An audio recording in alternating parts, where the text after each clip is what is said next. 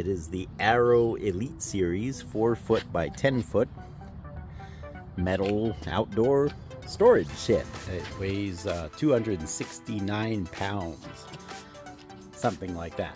We're going to sit down and look at the instructions here. That's something that men don't like to do, but I have learned that it really helps. So good. I'm going through the checklists. They say to verify that all the parts are here before we start. The screws, nuts, bolts, that sort of thing. The door handles, hinges, latches, little air vents.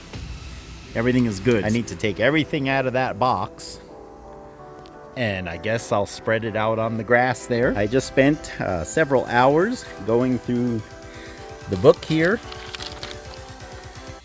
checking items off. Came up with a few that they need to replace because they're just too banged up for me to be able to use. So I can't proceed with the shed until I have all the parts, which was in bold letters in the instructions. So I'm glad they had that in there, because I wouldn't have thought of it. I probably would have just started building. Let's get everything put back in the box and let it set until we get the rest of our parts. Floor structure is put together.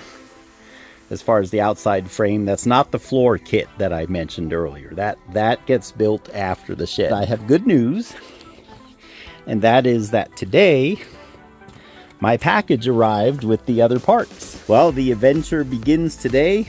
My son Steve is here. He's going to help me put this baby together. It was a great illustration of how the Bible compares us as individual Christians to bricks being built together into a spiritual house, which is the church, going on to say how each one has a very specific and important purpose, and how we all suffer if any one of those parts is missing. Similarly, these flimsy parts are quite useless by themselves, but once joined together, the result became so much more than simply the sum of all the parts. Yesterday we slid it out onto the path to be able to get around it. But once the roof is on, we won't need to get around it anymore, so we'll lift it up and scooch it back to its place where it's supposed to be. I had recorded what amounted to a very long time lapse, but unfortunately the battery to my phone died about when we got started on the roof, and so we lost some of that action. But this gives you a good idea of how it went.